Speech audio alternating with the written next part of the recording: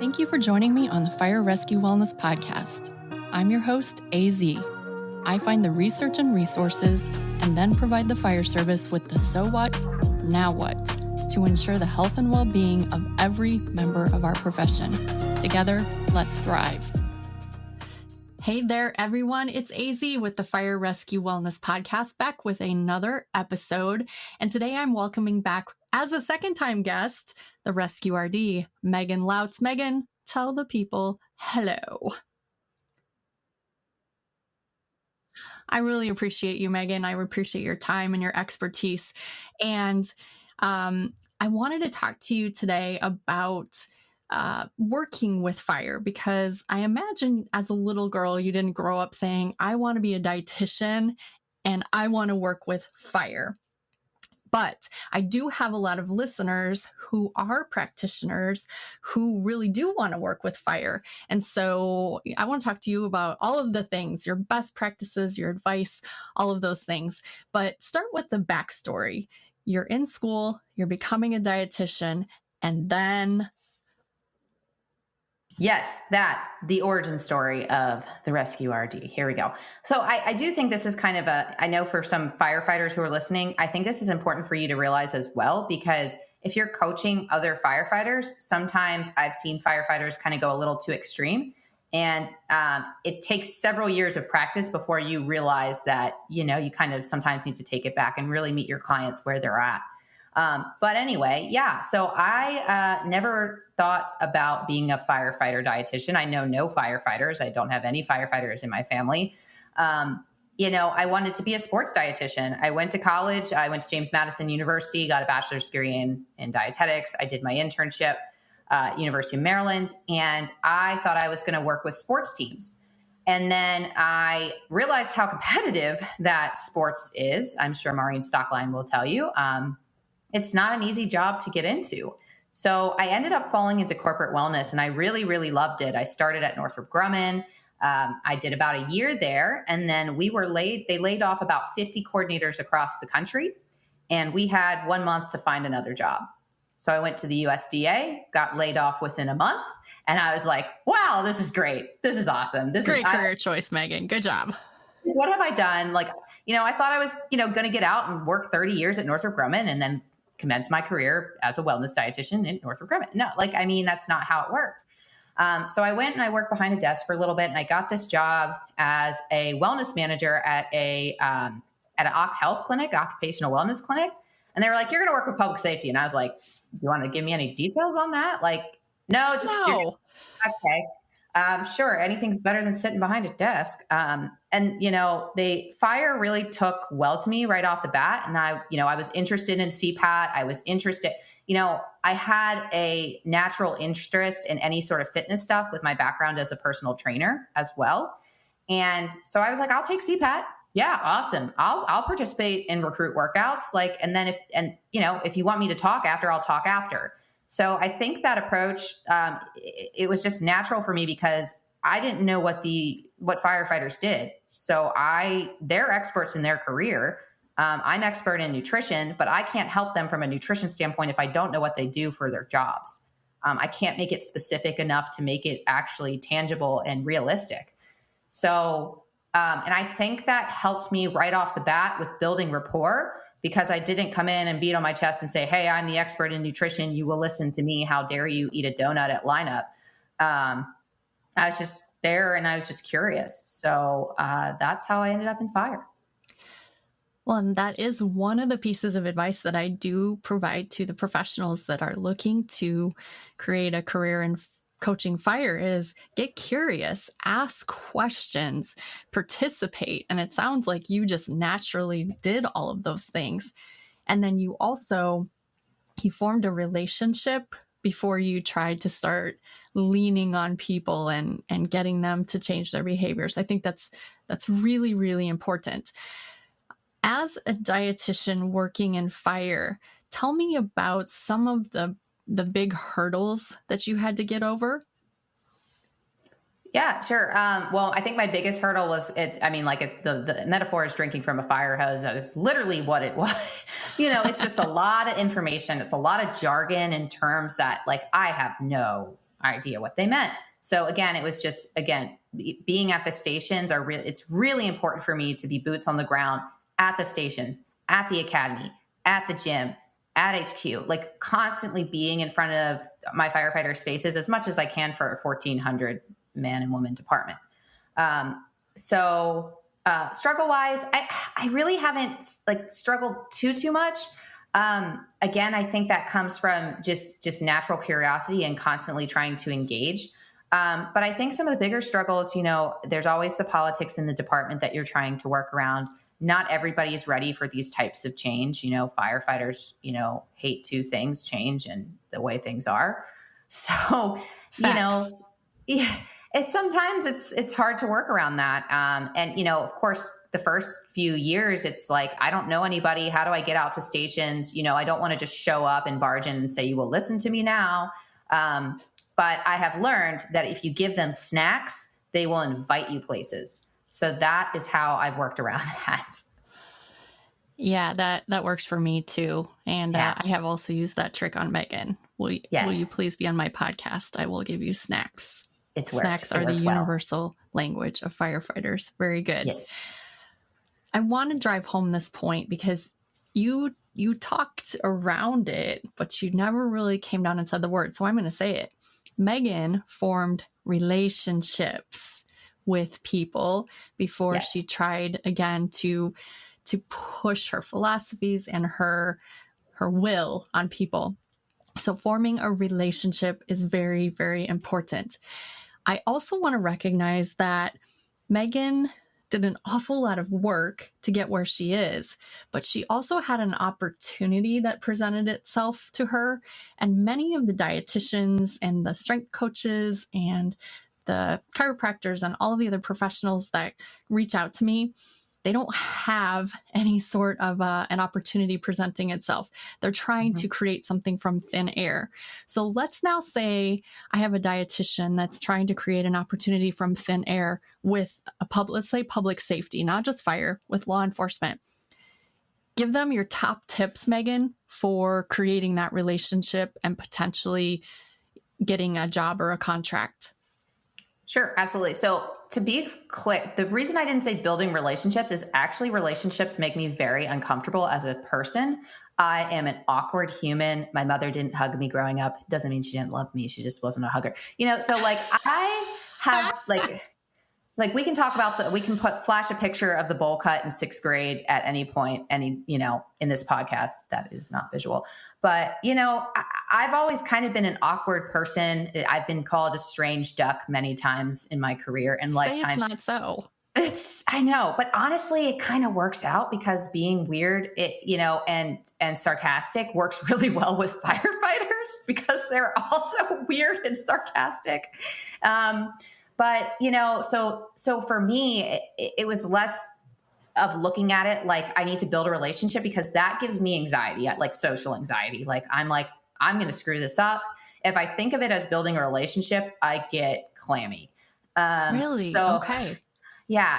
I guess it doesn't come off as such. I'm doing a good job hiding it, maybe. You are. I would never have guessed that. Yeah. Yeah. Again, it stems back to the bowl cut. But, so for people who feel kind of awkward with this relationship piece, I think the best way to get around it is just to be genuinely interested in how you can make things specific for people. If people respond very well to being listened to. So if you listen to them and provide them some tangible, actionable tips that are specific to their lifestyle, they're going to, eat out of the palm of your hand because they've never had someone do that for them, especially these populations like first responders and firefighters, or fire and police. In the tactical arena, the 3 biggest challenges are no time, no money, no energy. And when I say money is subjective. Money for wellness related activities.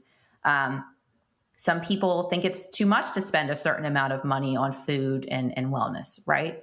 So if you really listen to them and meet them where they're at, that's how you build the relationships. So before you even start talking to firefighters, you should really be doing quite a bit of research on the back end. If not with friends or other firefighters, at different departments or something like that before you even engage a department. Because if you come in and you're like, hey, so you guys get off at 6 p.m., 7 p.m. tonight? Like, That's the worst, Megan. It's the worst. they shut off right away. They're going to shut off. So you kind of have some education there. And obviously if you're following like people like Annette, Fire Rescue Wellness, or me, the Rescue RD, like if someone watched all my posts, they could pretty much figure out how to work with a tactical population, because I'm giving you, these are the barriers. Here's how you fix them. These are the barriers. Here's how you fix them, in realistic ways. So that was a long tangent. Did that answer the question?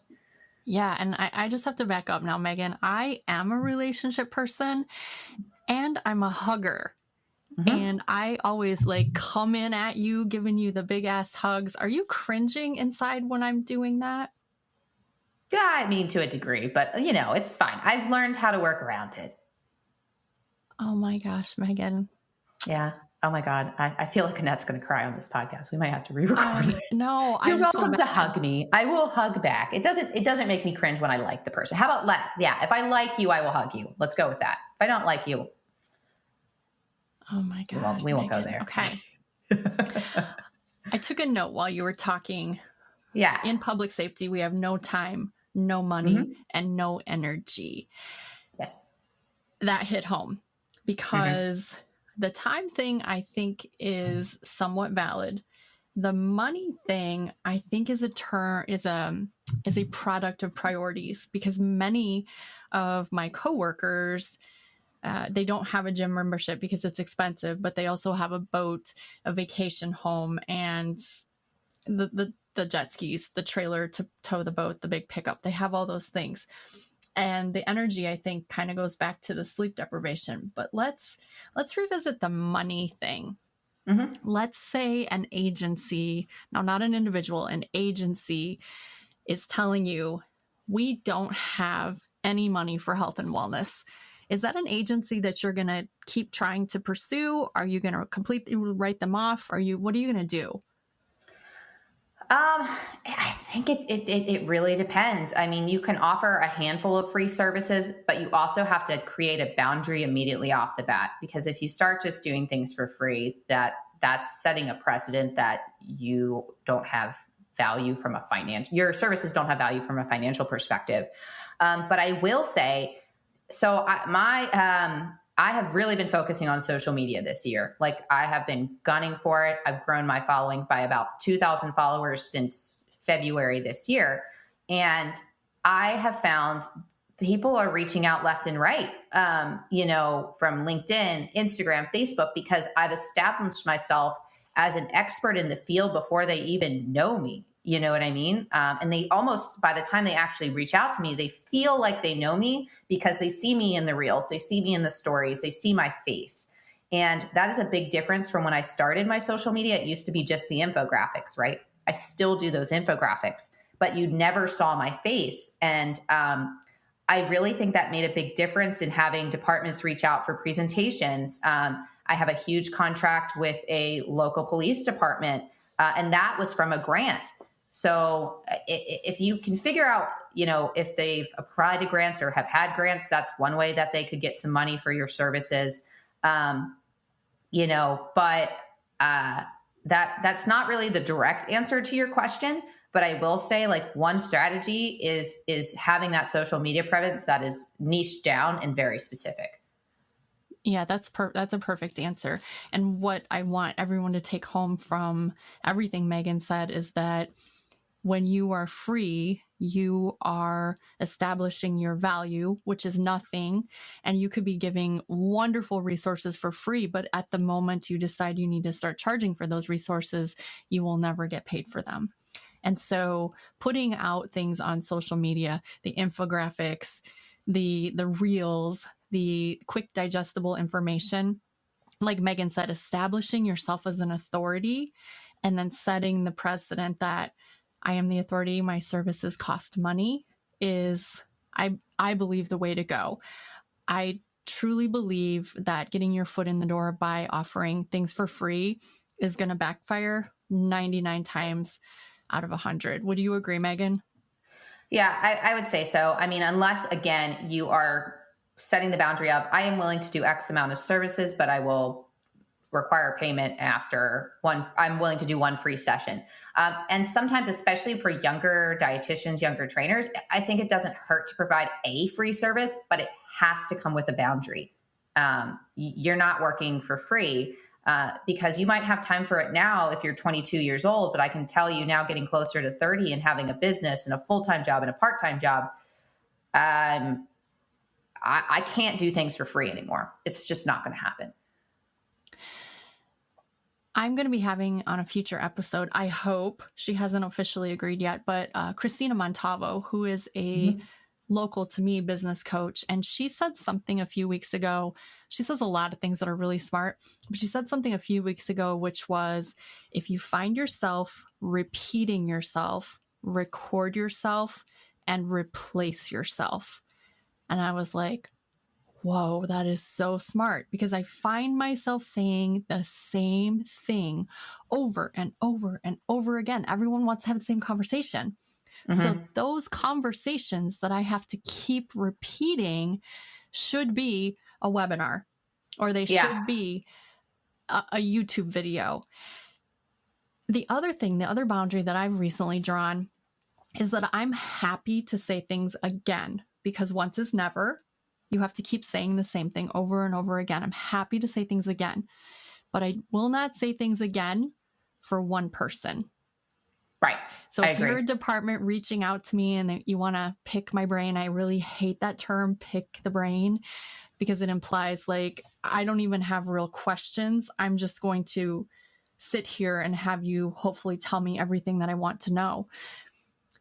In instances like that, I will say it again, but I am not saying it for one person. So if you want me to say it again, get 10 of your chief friends together and we can hop on a Zoom call. And I'm happy to do that. What are your thoughts on that, Megan? Yeah, so I agree. I think limiting it to like 15-minute discovery calls, and it is a hard 15 minutes. And I've done this with even one-on-one clients, but you're not there to give them their macros or give them their workout plan or give them their outline for wellness services of the department. You're saying, here's what I can offer. Here's why I specialize in it. This is all the time I need to give you right now, but you can pay me if you would like my expertise. That I will say, because again, I'm a lot younger in my career than you. I have less experience. So that imposter syndrome is really rough. I hear it doesn't go away, but it does. Like, when you get to be my age, you don't give a shit anymore. Okay. Okay. So maybe, it's gone away a lot for me. But I will say the repetition has helped me like hone in a message that is specific to me. People know I have tangents on fiber, caffeine. I'm going to blank on all the rest Sleep of them. Sometimes too. Sleeps. I have very specific tangents, and people know who's going to go on that tangent. It's me, the dietitian, the rescue RD. So it has honed in my experience. But at the same time, like if someone is considering paying me for something, then, we've got a time limitation. There is what I would say. Absolutely.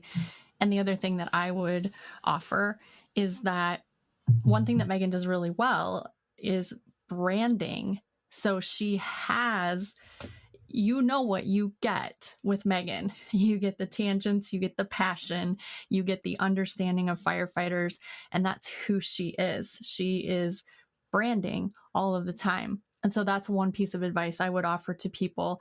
Be genuine, be authentic, be vulnerable, but always be branded and true to your brand. And if you're very new in this career, you're like, I don't have a brand. You will. Start listening to yourself. And to add to that, sorry, to add to that, like, cause I have just like, I feel like I have just found my brand. I probably have had one for a while, but I've always been myself. I've never tried to hide being a weirdo. It's actually probably gotten worse over the course of my career, particularly as I have started filming reels, because you just don't care anymore. If you make yourself a fool of yourself on the internet 3 times a week, you just stop caring. But I think it comes off as natural, and it's my brand is my brand because that's who I am as a person. I'm not trying to pretend to be anyone else other than myself. And I think that's really key when you're starting a business or starting to get into this area. I absolutely agree. So, speaking of time, I want to be very respectful of Megan's time because she has a hard stop. She has clients, she has other things to do than being my podcast guest. But I want to make sure that everyone knows how to get a hold of her. So, Megan, tell the people your website, your social media handle, all of the things. Ready, go. Yes. Hi. Rescue RD dang it. I was put on the spot. RescueRD.com is my website. It shows what I offer to departments. There's a free recipe book. I definitely recommend that to any strength coach dietitian trying to get in this field so that they can see that does show you how they eat. And you can download that by joining my email list. The other thing is my Instagram, LinkedIn, and Facebook, Rescue RD. So, and like I said, I post on that very regularly. The infographics will teach you a lot because you'll figure out all of my stuff is tailored to the challenges of fire and police. So if you're trying to figure out what those are, you just got to scroll through. Absolutely. Well, Megan, I appreciate your time so much. I know that you will definitely be coming back on the podcast at a later date. I mean, just plan on it. Anything for me or the people? Want to leave them with anything? I mean, I think the biggest thing is just meeting people where they're at. And honestly, for first responders, you have to lower the bar, lower your expectations. And that's not to be offensive in any way. It's just being realistic. People who don't have a lot of time, money, or energy because they don't sleep, they see dark things on a daily basis. You need to be very reasonable and very empathetic to what's going on there. So that is my number one thing to lead with. I think that's outstanding. And I'm just going to summarize the whole thing. Stay weird, people. Stay weird. This has been AZ and Megan Lautz-The Rescue RD, who is hydrating right now. We are out. Bye.